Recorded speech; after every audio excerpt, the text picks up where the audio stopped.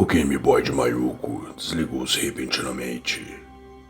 Ela revirou os olhos e soltou um suspiro alto. A coisa estúpida ficou sem bateria de novo. Mayuko enfiou na mochila e olhou ao redor. Surpreendentemente, o vagão estava completamente vazio, exceto por ela mesma. Normalmente, o trem estaria cheio de empresários exaustos, adolescentes irritantes e garotas como uma Mayuko. Garotas voltando para casa após o cansativo dia de escola, algumas lendo livros, outras conversando com suas melhores amigas. Mas desta vez, não havia ninguém além de Mayuko no vagão. O trem estava silencioso e Mayuko podia ouvir sua própria respiração. Algo parecia errado. O ar estava estranhamente parado. Ela olhou pela janela, tentando afastar a sensação estranha. Seus olhos se arregalaram quando ela percebeu que já estava escuro lá fora. Quanto tempo já tinha se passado? Mayuko estava desesperada. O que sua mãe pensaria? Para onde o trem estava indo? Mayuko sentou-se no chão, lágrimas escorrendo pelo rosto. Ela tinha apenas 13 anos. Nunca tinha acontecido algo assim com ela antes. Ela fechou os olhos, esperando que alguém viesse ajudá-la. E de repente, o trem parou. Mayuko abriu os olhos e olhou ao redor, percebendo que estava cercada pela escuridão. Ela estava congelada no lugar, tremendo e chorando, pensando no que deveria fazer em seguida. Devagar, ela se levantou e olhou pela janela.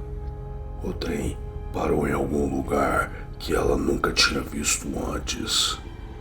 Árvores cercavam tudo o que podia ver, exceto por um pequeno caminho entre duas grandes rochas. Logo atrás das árvores, Mayuko conseguia ver o que parecia ser um pequeno vilarejo. Mayuko olhou ao redor e percebeu que as portas do trem estavam abertas. Ela pensou sobre isso e decidiu que talvez alguém na vila pudesse ajudá-la a voltar para casa. Mayuko deixou o trem. Ela parou na frente do caminho de terra e inspecionou as duas grandes rochas ao redor. Havia algo escrito nelas. Bem-vindo a... O nome da vila estava coberto de musgo. A segunda rocha dizia: para proferir a palavra final, direi apenas então, sem dizer nada mais, nada mais.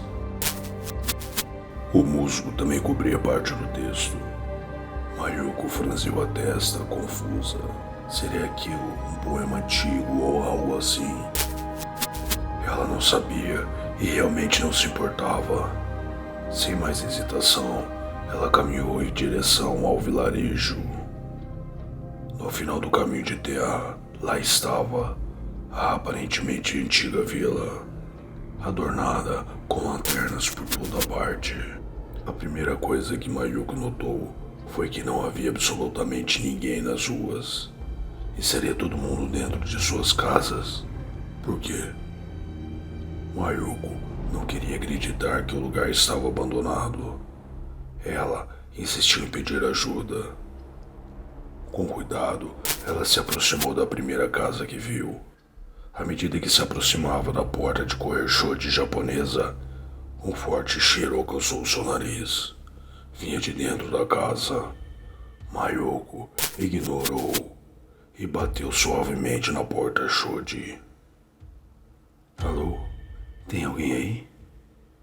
Perguntou Mayuko. Ela esperou. Nada. Ela bateu novamente.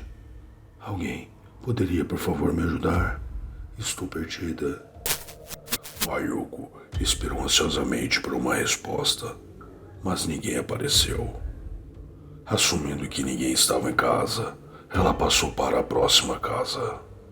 Mais uma vez, ela bateu na porta Shodi e chamou o proprietário da casa.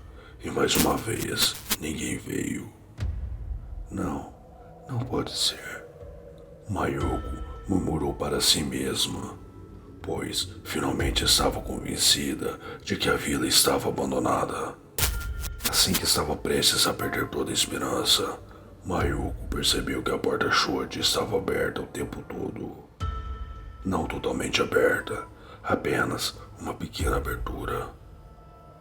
Mayuko prendeu a respiração enquanto deslizava a porta Shodi. O mesmo giro de antes voltou. Estava completamente escuro dentro da casa. Mayuko teve que se acostumar com a escuridão. O chão e as paredes estavam encharcados de tinta preta. Seja lá o que fosse, era definitivamente a fonte do cheiro. Mayuko tocou cuidadosamente com o dedo. Não era tinta, era espesso, quente e pegajoso. Mayuko limpou o dedo na bainha de sua saia e saiu para fora. De alguma forma, o céu parecia ainda mais escuro do que antes. E foi então que ela notou algo atrás das árvores. Um torii, um portão japonês. Era quase imperceptível à primeira vista, mas a tinta vermelha o denunciava. Lentamente, ela se aproximou. Atrás dele havia uma escadaria enorme que parecia quase interminável. Mas a curiosidade de Mayuko falou mais alto. Então, ela subiu. Conforme ela esperava, as escadas levavam ao santuário. Mas havia algo diferente nele. Tinha uma atmosfera sinistra. Mayuko foi repentinamente tomada pelo medo. Havia definitivamente algo errado com aquilo. À medida que Mayuko se aproximava, o sentimento de medo ficava mais forte. A cada passo, o coração de Mayuko batia mais rápido. Ela sentia como se alguém a estivesse observando. Mayuko abriu a porta do santuário. O mesmo maldito cheiro, agora ainda pior. Mayuko teve que se controlar para não vomitar. As paredes e o chão estavam completamente cobertos com a substância preta, sem um único canto livre. No meio da sala havia um jarro de porcelana simples, do tamanho do braço de Mayuko. Por alguma razão, Mayuko se sentiu fora de si mesma, como se não tivesse controle sobre seu corpo. Sua cabeça estava girando.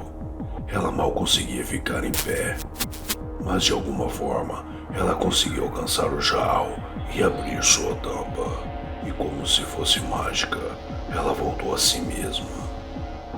Ela se afastou e olhou para o jarro, os olhos arregalados. Nada aconteceu.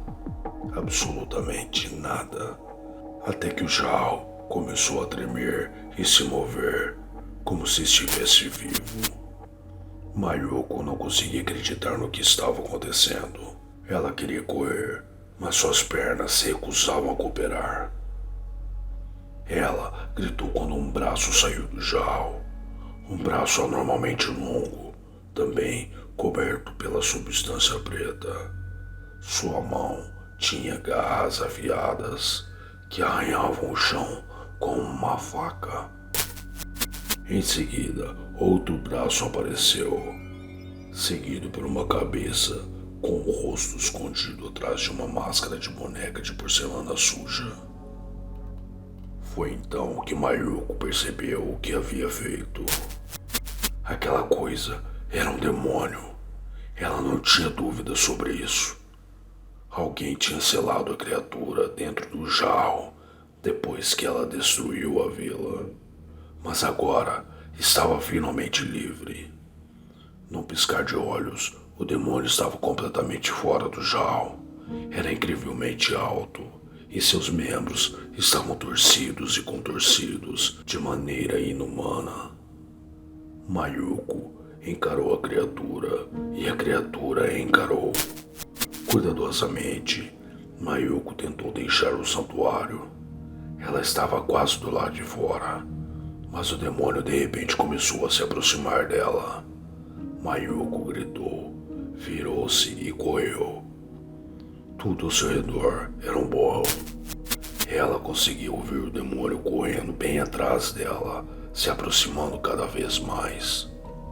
Enquanto corria pela escada que levava de volta para a vila, Mayuko tropeçou e torceu o tornozelo. Ela gritou de dor quando caiu, chorando alto. Foi então que ela sentiu algo agarrar seu braço. O demônio a alcançou e suas garras afiadas arrastavam lentamente pela pele de Mayuko. Mas ela não desistiria. Reunindo toda a coragem que lhe restava, Mayuko se levantou e continuou correndo, soltando-se das mãos do demônio. A escada parecia interminável, mas eventualmente Mayuko voltou à vila. O demônio, percebendo que sua vítima estava prestes a escapar, tentou desesperadamente alcançá-la, mas Mayuko foi mais rápida. Ela correu pelo caminho de terra e ficou surpresa ao ver que o trem ainda estava lá, como se estivesse esperando que ela voltasse. Mayuko entrou no trem e olhou pela janela. O demônio não estava em lugar algum. Ela suspirou aliviada e chorou por horas, talvez por causa da dor latejante em seu braço direito, ou talvez por descrença pelo que havia acabado de acontecer. E então ela ouviu um forte estrondo. O demônio estava tentando entrar no trem, mas as portas eram muito pequenas para ele passar. Mesmo com a máscara, Mayuko quase podia ver a raiva em sua expressão, seu corpo tremendo de fúria. Corajosamente, Mayuko se levantou e se aproximou do demônio. Assim que chegou perto, ele fez uma tentativa fútil de agarrá-la. Sem pensar duas vezes, Mayuko gritou e empurrou a criatura para fora do trem. Seu corpo era firme, então não demorou muito para o demônio cair no chão. Enquanto o demônio estava prestes a fazer uma tentativa de pegar Mayuko, as luzes do trem se acenderam novamente e as portas se fecharam. À medida que a locomotiva começava a se mover, Mayuko ainda conseguia ouvir a criatura batendo desesperadamente na porta, tentando abri-la. Mayuko caiu no chão exausta. Acabou, finalmente acabou. Sua respiração estava instável, seus olhos ainda arregalados de medo. Ela ficou ali até que a porta do trem se abriu novamente, revelando uma estação familiar à sua frente. Ela estava em casa. Com a mochila nas mãos, ela deixou o trem. Enquanto caminhava pelas ruas, as pessoas olhavam para ela e cochichavam, imaginando o que havia acontecido com ela. Levou um tempo para Mayuko inventar uma desculpa para suas feridas. Ela apenas disse a sua mãe que uma colega de classe a havia espancado na escola, e ela acreditou. Não havia como Mayuko contar a ela o que realmente aconteceu. De qualquer forma, ela não acreditaria. Naquela noite, Mayuko teve dificuldade para dormir. Uma semana depois, Mayuko foi ao médico com sua mãe. Elas pegaram um trem para ir à clínica. E imediatamente Mayuko sentiu um arrepio na espinha. Todas as memórias da semana anterior vieram à tona, mas ela as ignorou. Mayuko olhou pela janela, admirando as paisagens que o trem passava. E de repente, ela começou a reconhecer o ambiente ao seu redor. Seu coração afundou. Era o lugar onde o caminho de terra deveria estar. Mas não havia caminho algum, apenas duas pedras quebradas.